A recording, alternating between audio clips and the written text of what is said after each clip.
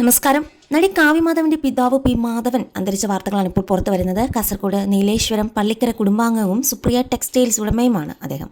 75 വയസ്സായിരുന്നു. ചെന്നൈയിൽ വെച്ചായിരുന്നു അന്ത്യം സംഭവിച്ചത്. സംസ്കാരം പിന്നീട് കൊച്ചിയിൽ നടക്കും. കാവ്യമാധവന്റെ സിനിമയിലേക്കുള്ള പ്രവേശന കാലം മുതൽ തന്നെ മകൾക്ക് പൂർണ്ണ പിന്തുണയുമായി കൂടെയുണ്ടായിരുന്ന പിതാവ് മാധവൻ കുട്ടിക്കാലത്ത് വേദികളിലും സിനിമാ സെറ്റുകളിലും കാവ്യയ്ക്കൊപ്പം നിന്ന് ശക്തമായ പിന്തുണയും സ്നേഹവും നൽകിയ വ്യക്തിയാണ് അദ്ദേഹം.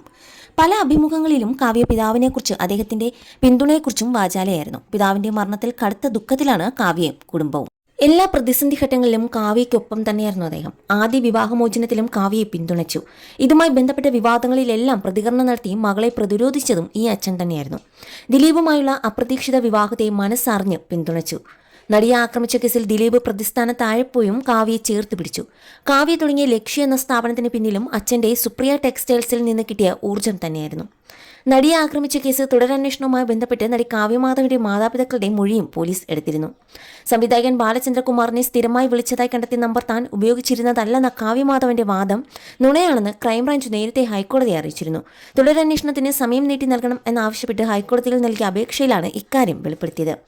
മൊബൈൽ സേവന ദാതാക്കളിൽ നിന്ന് ലഭിച്ച വിവരങ്ങൾ അനുസരിച്ച് കാവ്യയുടെ അമ്മയുടെ പേരിലാണ് സിം കാർഡ് എടുത്തതെന്ന് കണ്ടെത്തിയിരുന്നു.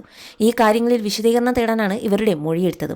ഈ വിഷയത്തിൽ അടക്കം കാവ്യയും ദിലീപിനെയും ചേർത്ത് നിർത്തുന്ന നിലപാടാണ് അച്ഛൻ എടുത്തത്. ഈ കേസിന് മുന്നിൽ ഒരിക്കലും പതറിയില്ല എന്ന് തന്നെ പറയാം. സംവിധായകൻ ബാലചന്ദ്രകുമാർ നടത്തിയ പല വെളിപ്പെടുത്തലുകളിലും ചില ശബ്ദരേഖകളിലും കാവ്യയെക്കുറിച്ച് പരാമർശമുണ്ടായിരുന്നു. നടിയെ ആക്രമിച്ച കേസ് നടക്കുന്ന സമയത്ത് കാവ്യയ്ക്ക് പനമ്പള്ളി നഗറിൽ സ്വകാര്യ ബാങ്കിൽ അക്കൗണ്ടും ലോക്കറും ഉണ്ടായിരുന്നു.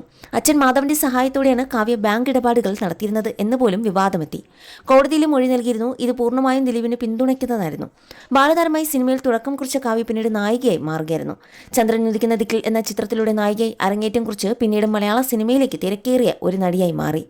പിന്നീട് പല വിവാദങ്ങളും ഉണ്ടായിരുന്നു. ലോകം മുഴുവൻ എതിർത്തപ്പോഴും കുറ്റപ്പെടുത്തിയപ്പോഴും കാവ്യയ്ക്ക് കരുത്തായി ഒപ്പം നിന്നത് അച്ഛനായിരുന്നു എന്നതാണ് സത്യം.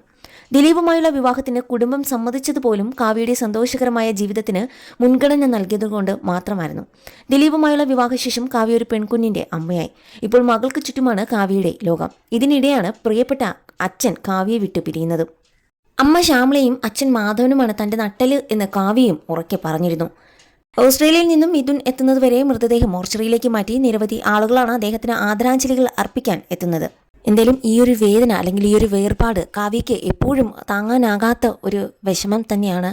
ആ കുടുംബം ഒന്നടങ്കം വേദനയിൽ തന്നെയാണ്. കുടുംബത്തിൻ്റെ നട്ടെല്ല് എന്ന് പറയുന്നത് കാവ്യയുടെ പിതാവ് തന്നെയായിരുന്നു. ആ പിതാവിൻ്റെ വേർപാട് ഈ ഒരു കുടുംബത്തിന് കണ്ണീരായി മാറുകയാണ്.